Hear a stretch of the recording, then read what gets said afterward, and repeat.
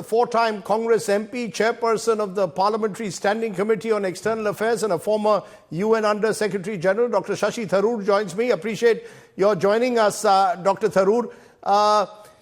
You've come out broadly in support of the Modi government in its handling of Operation Sindoor. This has even led some observers to suggest Shashi Tharoor has become an apologist for the BJP and Prime Minister Modi. How do you respond broadly to the operation conducted by the Modi government and its response to Pakistan, and those who are criticizing you for being seen as an apologist?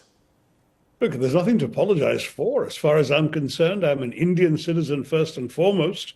And as a parliamentarian, as somebody who's involved in public life in this country, my first duty is to my nation, to my people, to the flag. Party and other interests are always there, but they will follow secondarily.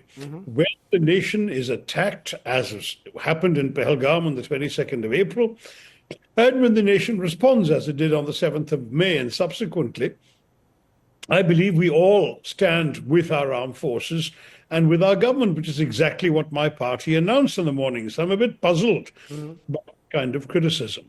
Having said that, Rajdeep, I think that indeed what was done extremely well. That is, if you understand, as many of us did, and I wrote articles immediately after the 22nd of April, analyzing what I believe had happened and what the motivations of the killers were, our response had to be calibrated and smart. In other words, it was impossible not to hit back, because not to hit back would have given a license for future terrorist attacks to take place with impunity. But in hitting back, we also had to be careful not to send the wrong signal, not to let our attack be taken as the opening salvo in a protracted war. Because it's not in our interest, Rajdeep, to go that route. Our country is focused on its growth and its development, the well-being and prosperity of our own people. And honestly, we don't need to be distracted by a long and unproductive conflict on our borders. So when a terrorist attack strikes, do not let it go unpunished. Send the killers a strong message, and to their handlers and backers in Pakistan, but do not at the same time undermine your own interests. And your own interests are your own growth and development and well-being and so on. So to my mind, that, as I wrote in one of my articles soon after the Pahalgam attack, hit hard, but hit smart. And I thought the government did that very well. It hit, as you know, 9 terrorist sites, which is a very important thing to do. It not only did that in a very effective way, it did so at night, where honestly there's very, very little likelihood of ordinary civilians wandering around. So you are minimizing any collateral damage. And the government went out of its way not to target in that first attack any military bases, any civilian infrastructure, any government installations. I thought the message was very clear. I'm sure that our government was then busy calling all the world capitals saying, see what we did. We have hit back on the terrorists, but we're not anxious to unleash a broader war. But let me stop you for a moment. Since you mentioned our government spoke to world capitals, said, look, we've conducted what you're calling a smart operation, hit hard but hit smart. The truth of the matter is, you've got Donald Trump, the United States president, claiming credit for the ceasefire, virtually saying that he's ready to mediate on the Kashmir issue, and importantly, drawing an equivalence between India, the victim, and Pakistan, the perpetrator. So when it comes to the world, and you know the world well, India doesn't seem to have got the kind of unequivocal support that we should have, given the fact that we were the victim and Pakistan the perpetrator. How do you see what Donald Trump has done? Has that in some way reduced the effectiveness of Operation Sindoor? Look, I'm afraid none of us in India can be accountable for Mr. Trump's somewhat erratic behavior. All I can say is I don't believe he was properly briefed. I don't believe he understood the purport of what he was saying, because in saying what he's saying, he made 4 major mistakes. First, the equivalence between the victim and the perpetrator, as I pointed out. Second, he talked about mediation. India has never accepted or welcomed mediation, and I'm 100% sure that we did not seek American mediation on this matter.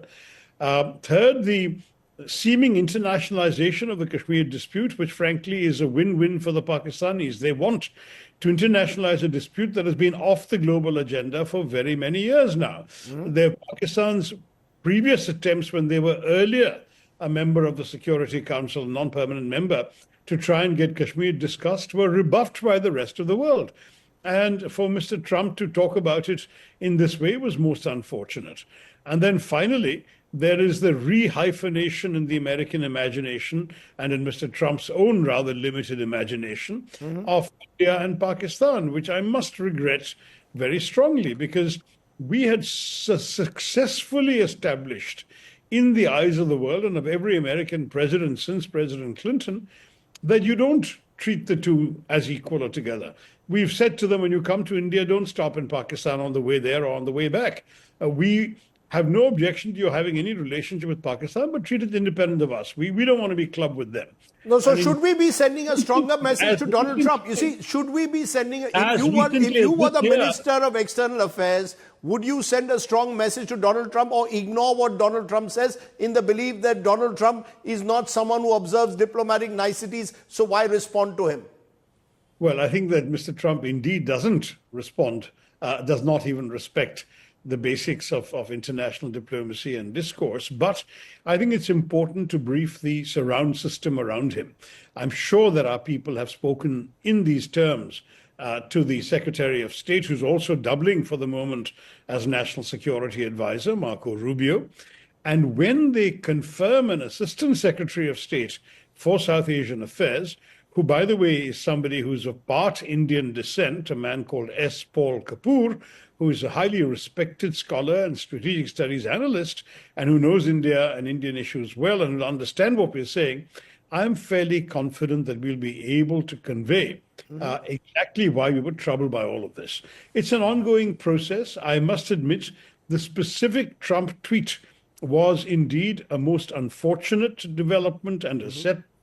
But he kind of shoots from the hip, doesn't he? We are not the only victims of this kind of impulsive behavior on the part of the American president.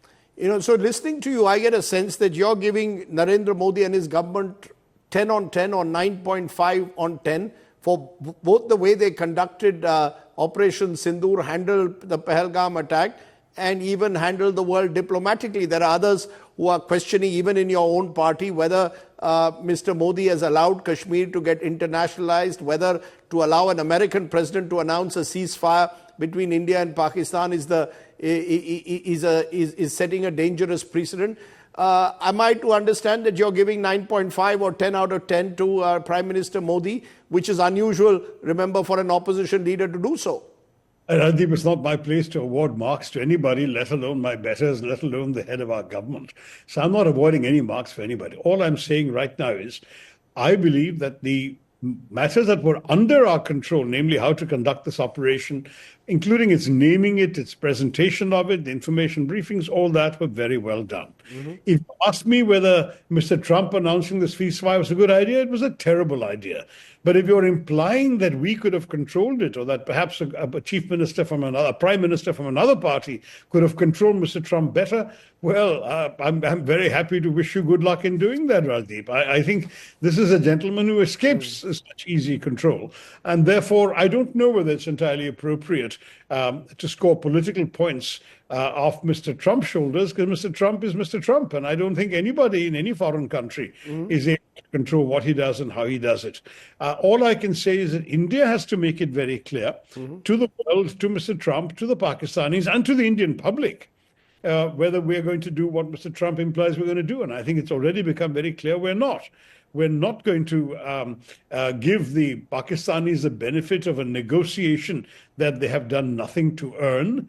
We're not going to give them the privilege of sitting across the table with them as a reward for their having killed 26 civilians in Pahalgam and a further 22 in Poonch and sent 59 to hospital as well. Their behavior has been egregious, to say the least, and we're not going to be talking lovey-dovey with the Pakistanis for a long time to come.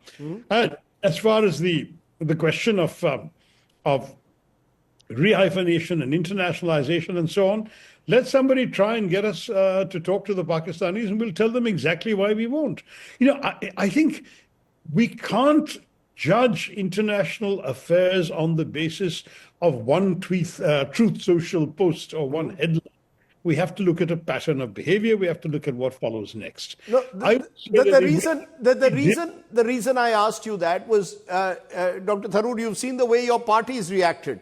Your party officially has called for a special session of parliament. You're a member of parliament. They've called a special session of parliament. That's been reiterated, saying we need all the issues underlying this ceasefire to be put up before parliament. We need a full debate. You clearly are saying there is no need for a parliament special session. You seem to suggest that, look, these are... I'm sorry, where you got that from. I've supported the demand from the very beginning. The party has every right to make such a demand. And in fact, I pointed out that in 1962, when we were at war with China, we actually managed to have a debate in Parliament, a special session of Parliament, which the Prime Minister personally attended and responded to questions. And in those days, there was no anti-defection law, so some of the toughest questions came to him from his own party, and he was able to handle that. So I think a parliamentary session is entirely healthy. I've done my part as chairman of the External Affairs Committee in requesting the Foreign Secretary to come and give us a briefing, which he's going to do next Monday. That's the prerogative of the committee. And that's his duty, and he's accepted that duty. So that's part of the parliamentary accountability process that is so important in a parliamentary democracy like ours. The reason I'm coming to these questions, there's a sense that even on foreign policy issues in recent past, we've had a politicization that didn't exist. Broadly, there used to be a political consensus on foreign policy issues, which has broken down in recent years. Do you believe that this is an opportunity to revive that broad consensus that exists? Or is our politics so polarized that it's impossible to have that? The BJP now is launching a Tiranga Yatra from today, going across the country, virtually almost claiming credit for what's happened. Now, do you believe that's a healthy trend? Do you believe that we should have a broad consensus rather than point scoring when it comes to foreign policy issues involving an enemy state? Absolutely. And that's why I congratulate the Congress Party that on the very first day, it said that we stand with the government and with the armed forces. It's consistently articulated that message. And if you look at all the major wars we fought, 62, 65, 71, Kargil in 99, the nation has been united and the nation has put politics aside, even though there are legitimate questions that can be asked and which I believe are in the government's own interest to have answered. In the spirit of knowing what went wrong, that should be done. But right now, while the crisis is abating, I think it's only fitting we all stand together. Now, I don't know about the Tiranga Yatra. Certainly, I don't know if it's being conducted. Now, would you support, do you believe political parties should have these Tiranga Yatras, or do you believe that we should be very conscious of not using our armed forces to score political points, or is that inevitable? No, I think honestly, if there is going to be a Tiranga Yatra, the ruling party or the government should invite all parties to participate in it, because the Tiranga belongs to all of us and not just to the ruling party.